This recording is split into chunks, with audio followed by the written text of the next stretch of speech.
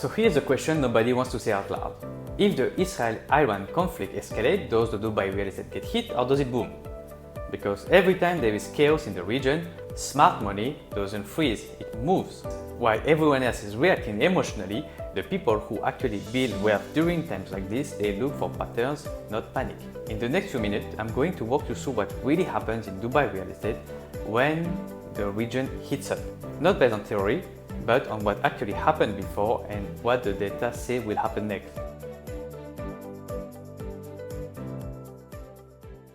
Before we dive in, I just want to say that like any war, the situation between Israel and Iran is tragic.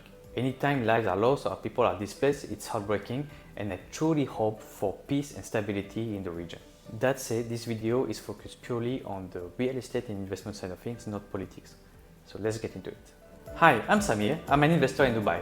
I help other investors make smarter real estate decisions in Dubai based on data, not drama. Today, I'm going to break down how the Israel-Iran conflict could actually impact Dubai property prices, investor behavior, and rental demand, and what you should be doing about it right now. If you are trying to figure out whether to buy, to hold, or to stay out of the market, I hope that this video will bring you some clarity. Whether there is geopolitical tension in the Middle East, people with serious capital start asking, where is my money actually safe? War causes volatility, volatility causes fear, and fear moves the money. Now, here's where Dubai comes in. So you've got wealthy individuals, family, and institutions in the neighborhood countries, and if they start feeling a little bit exposed, they start reallocating funds fast, often to places that feel neutral, stable, and growth-driven.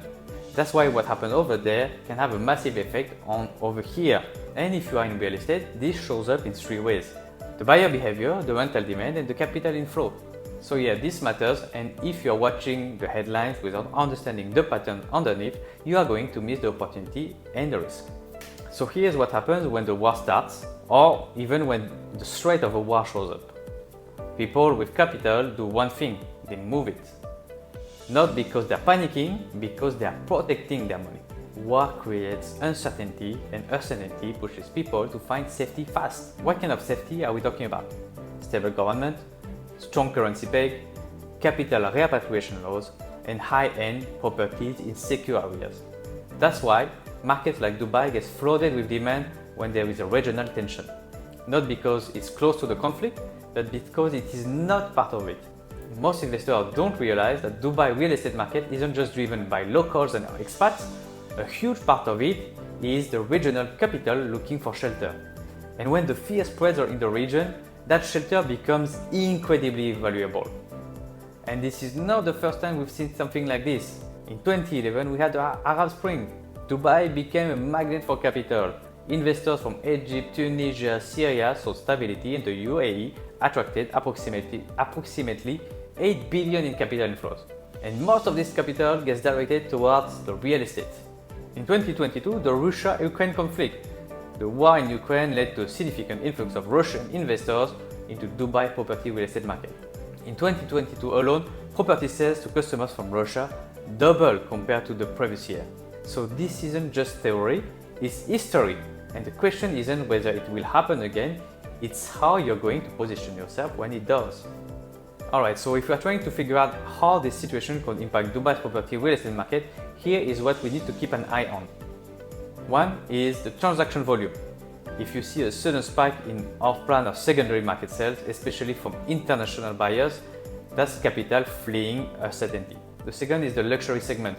The high net worth individuals always move first. So if Palm Jumeirah, Downtown or Emirates Hills start seeing higher demand or price bumps, it is often a response to capital inflow, not just local growth. And third, the government visa and tax policy updates. The government often responds to regional tension by softening the rules to attract capital, like longer golden visas, easier access to golden visa, etc. If you see those changes, you can expect a wave. So that this means for an investor, whenever there is regional uncertainty, there is also opportunity. And Dubai has a history of turning geopolitical risk into real estate gains. So here's what you need to remember. Geopolitical tensions like the Israel-Iran conflict do create waves, but those waves can leave the right boats. The key, stay sharp, watch the market signals as shared, and focus on solid location and trusted developers. Don't let the headlines scare you, there will be opportunities. And if you want to keep getting no-nonsense, investor-focused updates about Dubai real estate, hit that subscribe button now. If you have any question, drop a comment below. I'll make sure to respond to all of them. That's it for this video. Thank you for watching and I'll see you in the next video.